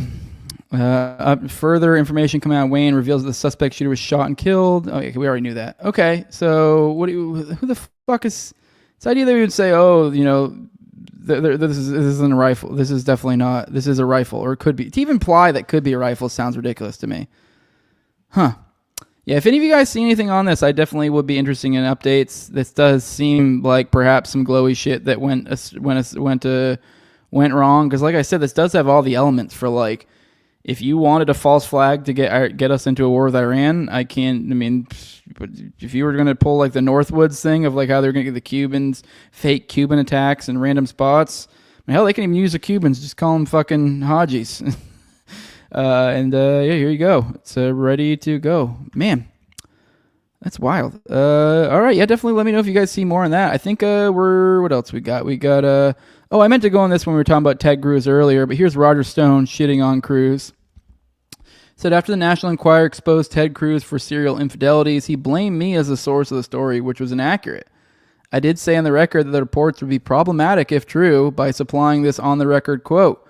I guaranteed that the story would be published. The story itself was accurate, and I have no regrets. Cruz also blames me for accurately reporting that his father, Rafael Cruz, was indeed associate of Lee Harvey Oswald. This is not only confirmed by photos included in the Warren Commission report, but has also been confirmed by Judith Very Baker, who was Oswald's mistress, and told me Angel Cruz was among those in New Orleans distributing fair trade play for Cuba literature that JFK researchers have traced to FBI operative Guy Bannister. Ted Cruz still sucks. His meltdown in public over this was one of the most enjoyable things I've ever seen. And then here's a photo of what is Lee Harvey Oswald, and you have Rafael Cruz Sr. over here. That is Ted Cruz's daddy. So, yeah, there is. Also, I do want to remind you, I'd be remiss if I didn't mention that Roger Stone also was tied up with the Nixium cult and lots of other shit. Dude Close, he already has me blocked because I'm pretty sure once I pointed out one of those photos of looks like, I mean, come on, look at this is a dude who totally was in doing weird sex party shit. Like, you know it. Come on. We all know it. Just look at him. This simple physiognomy check tells it all. This dude has like worn children's faces for fun. Like, come on. I mean, the people who get like fucking wooed by this retard, it's just I don't know. What are you doing? All right, from the fans, thanks Rage Child. It says breaking: House has passed a bill to fund the Taliban, which I didn't even know. Like, I mean, I guess I knew we were funding, but I didn't know it was like that official. That like we have to pass bills to undo it.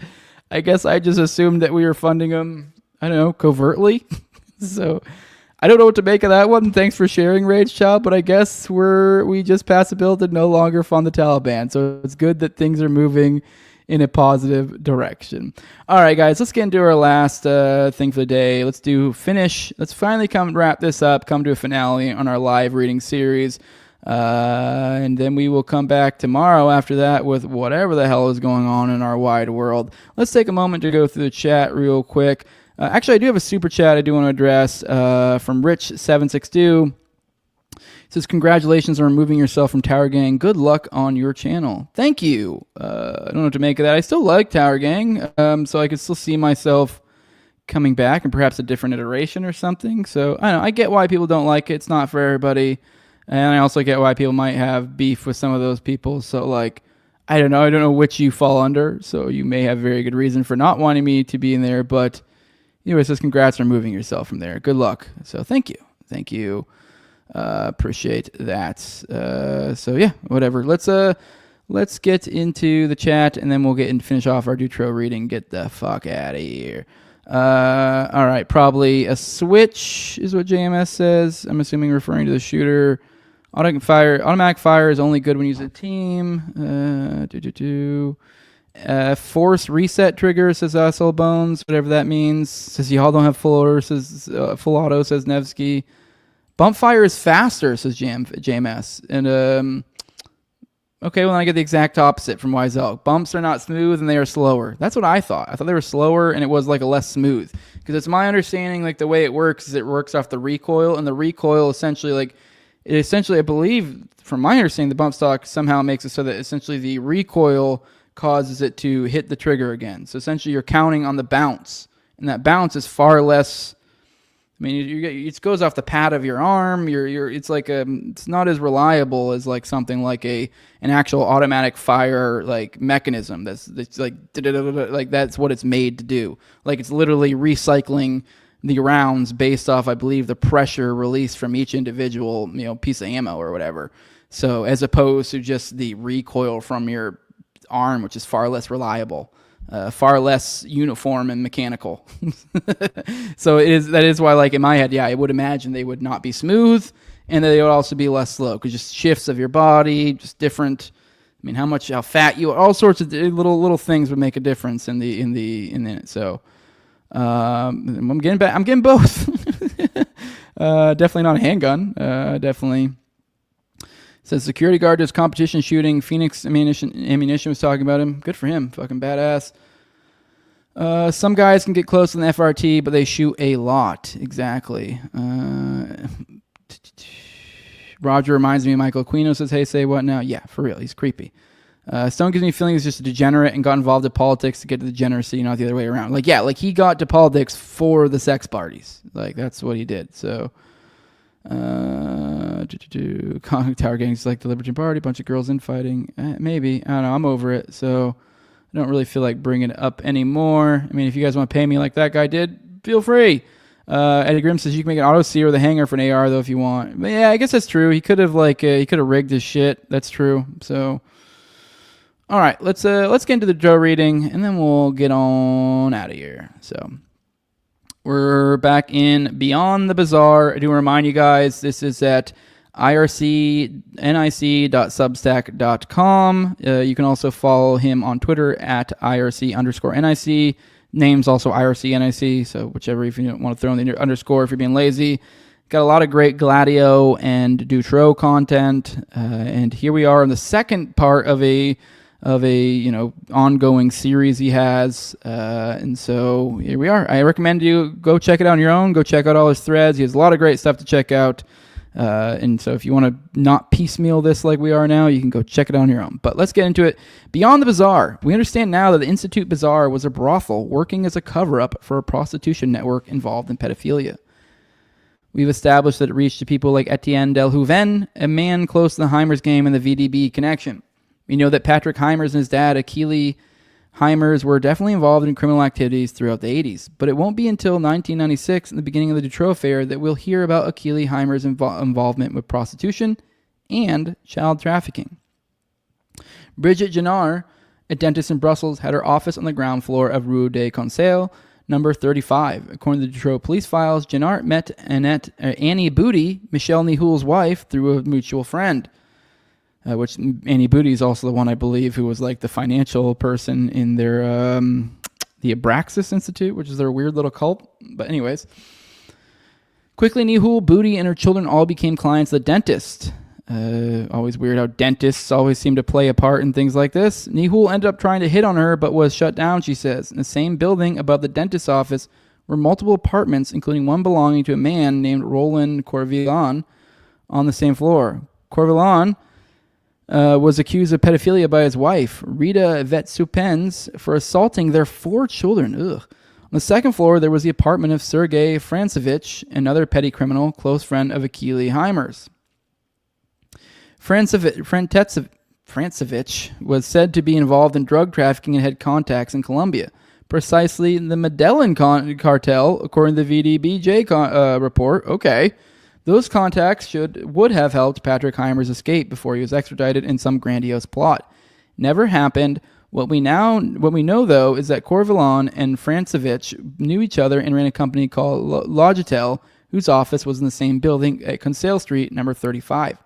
Francevich was an adept of shell companies and ran some with Etienne Delhouven, who was also a friend of his. These shell companies were effectively hiding the income made from the sale of CSAM See VHS tapes. Those companies include Logitel, Clarabelle, Montex. The last one, Montex, belonged to Achille Heimers until Francevich bought all his shares in 1989. Francevich had previously been in prison for fraud, arson, and usurpation. He was known by authorities to be involved with CSAM and the money laundering of the money made from selling said CSAM, which, by the way, if you guys don't know what CSAM is, it's CP, or if you don't know what CP is, it's naughty photos of kids. Corvillon was later questioned by the police when his wife revealed that he had abused their children. He said that Francevich and Michel Nihoul were business partners. His wife Rita added that Logitel, ran by Corvillon and Francevich, served as a cover for a CSAM business in which Nihoul was involved. She'd hear them talk in their apartment. They were talking about white horses, brown horses, young horses, expensive but good and young. It's clear to me that they were not talking about horses, but about young children. But those were not the only people seen in this apartment. Bridget Jenard, the dentist, and Rita Vetsupins, Corvillon's wife, would both make what is sensibly the same claim to the police when they were questioned for the Dutroux case. They said that during the 80s, there were meetings attended by Achille Heimers, Michel Nihoul, Roland Corvillon, Sergei Francevich, Robert Darville, the arms dealer of the Heimers gang, we'll get to him, and Marc Dutroux at this apartment at the building number 35 of Conseil Street. Nihoul's the boss of this little gang, and Dutroux only appears from time to time. This obviously causes a timeline problem for Dutroux and Nihoul, as both say they met around 95 and not the 1980s. There's a few other hints that Dutroux might have known Nihoul and this small gang during the 80s. He often ice skated at the Poseidon ice rink in Wohoul, Brussels, and coincidentally, Achille and Patrick Heimers owned a store there called Montex Sport. There are also these witness testimonies that said that Dutroux was often seen hanging around Nihoul, Heimers, and Francevich at the Chez Rosa bar in the 80s. It's important to note that Marc Dutroux was in jail from 86 to 92. And so the late 80s are off the table. But we know that Dutroux kidnapped and/or abused 14 girls and women from 1979 to 85, as we've established the previous installment of The Missing Pieces. It's not far-fetched to imagine he could have known these people, took part in their CSAM distribution network, learned from them before starting an operation on his own upon his release in 92. Jenard, the dentist, has a few more interesting stories to tell the police. She had a relationship with a friend of Michel Nihoul, a man named Juan Borges. He was also a former lover of Annie Booty, Nihoul's wife. Borges was a arms dealer and had been close to a number of intelligence agencies, including the Mossad. He ran a shell company called Candy Medical, with the company seat being Conseil Street, number 35. Again, and he was involved in a myriad of NGOs, like Annie Booty's Cadre Co., specialized in legal advice which facilitated the sale of missiles to the Ayatollah's regime in Iran. Then there's the fact that Nihoul and Booty were involved into human trafficking through various NGOs and companies. Booty specialized in immigration, operated trafficking from African countries like Nigeria to Belgium through a cult called the Celestian Church of Christ, which was under surveillance by Belgian intelligence services at the time. As I told you guys about earlier, Bridget Jenard said that Booty took in children from pregnant mothers who were in Belgium illegally and arranged for their adoption without the mother even being able to touch the child. That is dark shit. I don't know what happened to those children. Booty also made Jenard sign certificates that gave her legal custody of 40 Zairians and Nigerians. Holy shit. I knew about this Nigerian connection before and I talked about it, but I didn't know it's into this level. All right. Bridget Jenard, who, essentially, from my understanding, she set herself up as essentially some sort of businessy thingy or to help these people.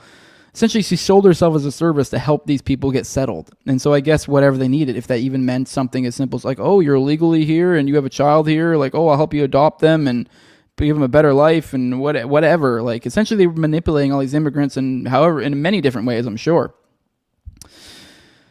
Bridget Jenard, who would have liked to say more, unfortunately committed suicide on April 5th, 1998. According to her mother, the day before, she simply seemed normal. There was no autopsy of her body. There's one last troubling detail. Marc Toussaint mentions in his book that journalist Douglas de Koninck author of 30 Témoins Morts, 30 Dead Witnesses, a book about the numerous dead witnesses related to the Dutroux affair, had a chapter talking about Bridget Jenart in his book, but it was removed or forgotten from the French translation by the editor, seemingly for no particular reason.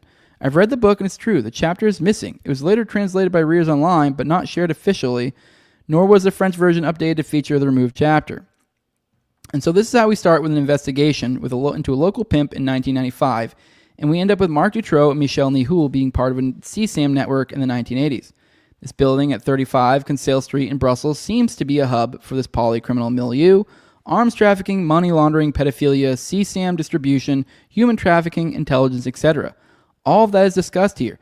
We can establish links between Akili Heimers, Sergei Francevich, Michel Nihoul, Annie Boudy, Juan Borges, Roland Corvillon, Etienne Delhoven, and possibly even Dutroux, among others. They had their own fields of activity, but were linked to each other through shared criminal activities and personal relationships. The testimonies of Jenart and Vetsupins were completely ignored after the Belgian ex-witnesses investigation fell through, and Jacques Langlois, the prosecutor, focused on establishing Marc Dutroux as nothing but a lone predator. Loose ends. Before moving on to Marc Toussaint's involvement with the Neufchâteau investigation of the Dutroux affair, there are two people that need to be addressed: Roland Potier and Roger Darville. Potier, the boyfriend of Denise Tillac, Patrick Heimer's widow, was a dear friend of Etienne Delhoven, himself friend and lawyer of Patrick Heimer's. It's no surprise then that Roland Potier was identified as a car supplier of the Heimer's gang by X58, aka Eric Heimers, Patrick's brother, in the VDBJ report. Potier and Tillac owned a bar named Bird's Nest Tavern in Brussels, where Chantal Roufs was a regular and a friend of Tillac, according to Roufs herself, in a police edition made in August of 95. It also seems like Potier was running his own prostitution operation.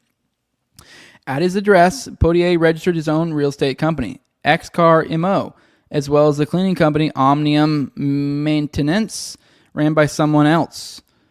Marie-France F., a prostitute, was working for Chantal Roufs as a cleaner through Omnium Maintenance. The cleaning company rents its premises to the real estate company, both being located at the same address, Potier's house. The employees of the cleaning company are prostitutes. Potier protected himself from being accused of pimping by not being involved with Omnium Maintenance, other than just renting to them. Bridget Jenart and Rita Vetsupins mentioned Roger Darville as part of the people attending the meetings of this group involved in CSAM distribution at the apartment of the building number 35 on Conseil Street.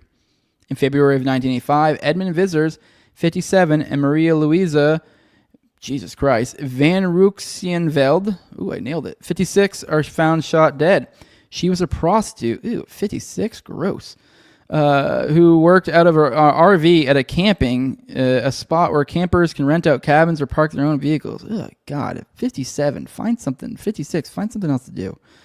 Maria Louisa mostly advertised in newspapers. Vizers was still holding its cigarette and his lighter when his body was found. Man, I just can't even, I keep coming back to how god-awful a 56-year-old prostitute in Belgium has got to be.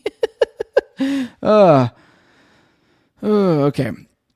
His wife was killed 30 minutes after him, indicating she was possibly questioned. Inside the RV, a business card was found. It says Robert Darville in his weapons shop in Ixelles. Darville was pretty low-key in Brussels before he was revealed as the arms dealer of the Heimers gang after VDB's kidnapping, only being known by local cops as an attendee at the jam orgy nights of the Jonathan. What was his business card doing here? Vizers and Van Ruxenveld, were involved in the world of prostitution and orgies. Vizier's was the owner of a sex club in Brussels near the headquarters of the gendarmerie. One of Vizier's favorite activities was taking pictures of the people attending the orgies at his sex club. He kept a ton of these negatives as part of his own collection. They were found after a search of the house of the camping site owner, Jean-Marie V. V. A lot were missing, and after analysis, none were believed to showcase minors.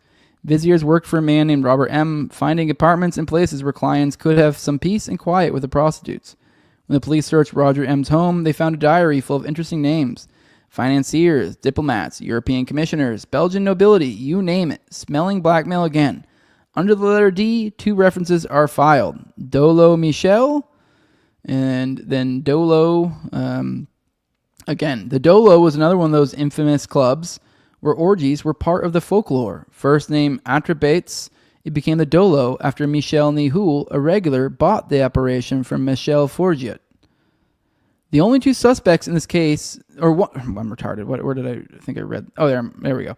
The only two suspects in this case were gendarmes who were part of the group Diane. One was accused of making a false alibi for his colleagues and tampering with evidence of the case. The gendarme accused MD went to the couple's van the night they died at around 8 p.m. He said that he found Maria Luizi's prostitution ad in a newspaper, but thought she was too old, and so he left at midnight. There's a time gap of 4 hours. He was the last one to see the couple alive. I know I was the last one to see her alive, sir, but no, I left before she died. She was too old of a whore to pay for. What an odd alibi for not murdering someone. Yeah, I know. I followed the ad for the prostitute, but I got there and she was too old, so I just left. And then I know she died after, but oopsies. While it only mentions Robert Darville, this story showcases the murky, dirty world of the 80s in Brussels. They truly were the decade of sex and blackmail. Everything in the Belgian capital seems to be revolving around both. Neufchâteau and the ex-witnesses. Marc Toussaint first became involved with the investigation of Neufchâteau in 1997 through an informant named Claude Van Kerbergen, a taximan who worked for the Dolo. Claude knew the original owners Dolores Barra, a.k.a. Dolo, and Michel Forget, but also Michel Nihoul. According to him, Nihoul's involvement in pedophile networks with his lawyer friend Edward Van Hoonigem, a.k.a. Dudu. In January 1997, white Mercedes cars were spotted taking pictures of children in front of schools. It was a real panic at the time. It had been going on since 1995, and these white Mercedes were believed to be part of a network taking pictures of kids to build a catalog and then kidnap them. Witnesses could give out the license plate of one of these cars, and it matched the car of Guy Van Kerbergen, the brother of Claude Toussaint's informant. Toussaint happened to be the gendarmerie station when the facts arrived, and he was the one who established they were brothers because he knew one of them. He finds out they live the same place. A search warrant is established. Information is exchanged between the Neufchâteau cell and all the various gendarmerie units investigating the white Mercedes gang. A meeting is called in February of 1997. Yves Zimmer of the Judiciary Police is there. He immediately went to Toussaint and asked him if he knew a man named Tino. He tried getting details on him from the Uccle police station where Toussaint worked, but kept getting told nobody knew him. But he's in luck. Tino is Toussaint's most important informant in the Brussels criminal milieu, and so Toussaint makes Zimmer and Tino meet later in February. The two had met each other before when Tino was in jail and had talked to him about being part of a pedophile network in his youth, but Zimmer had lost track of him. Tino had told Zimmer about how he had been placed into a child care home of the ONE and was regularly taken from that home to be abused in orgies. When Zimmer got assigned to the Neufchâteau cell, he remembered Tino, and now Toussaint reunited the two. Tino was going to become an ex-witness with VM1 as his codename, Victime Masculine 1, Masculine Victim 1. Toussaint was asked to unofficially override his gendarmerie jurisdiction and work for the Neufchâtel cell as Tino's handler, which he accepted. Toussaint was going to have to look into Tino's story and past, as well as protect him if threats appeared. This is where we end the story. For now, I don't want to bloat this piece too much. And there's still so much more we're going to look into. In part 3, we'll discover how Marc Toussaint manages his time as an unofficial investigator of the ex-witnesses, discuss similar European cases of the story of Tino, Toussaint's informant, as well as establish more links between the criminal milieus of Brussels in the 80s and the Dutroux Nihoul affair in the late 90s. As always, thank you for reading this, and feel free to ask any questions.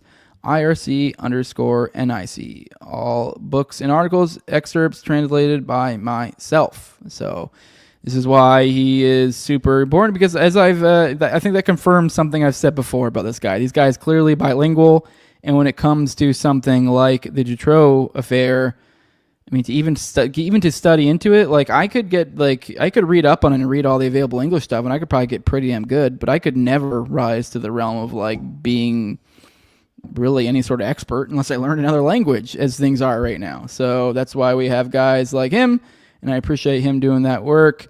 Let's take a moment, go through the chat, and then let's get the fuck out of here.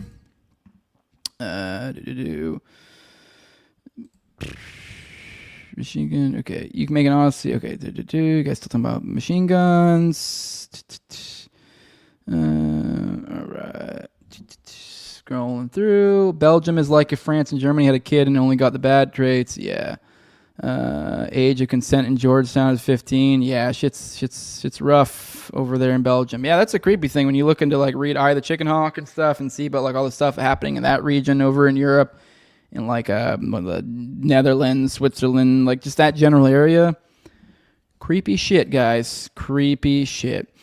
All right, guys, let's go ahead and get on out of here. Appreciate all of y'all for joining me today.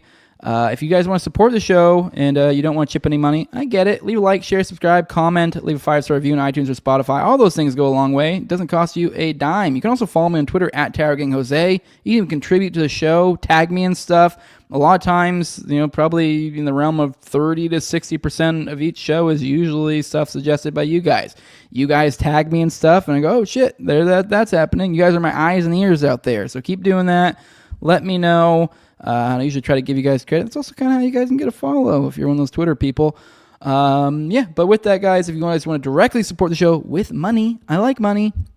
You can do that at patreon.com/NoWayJose2020. The lowest level is $2. That's where you get access to early episodes. I've been doing 1 to 2 a week these days. I think I'm going to try to do 3 this week. But I'm going to keep about 4 at a time behind the paywall.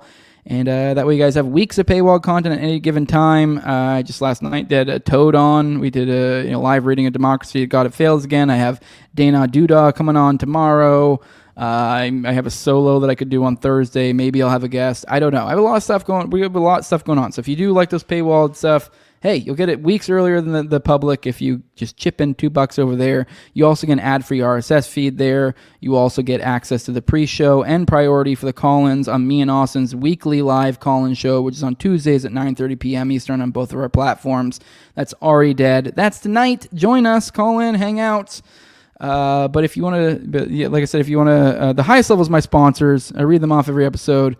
I'm my co-host on Tower Gang, or used to be, at Learn to Toad, also at EbbergateDees, at ZOVRUCK, at _Zeal, Tim Tuttle, at John Klebold, Will Bells, Delicious Blueberry Rabbit Eye Wine, big fan of the show, Torn May, and then Jordan Pearson.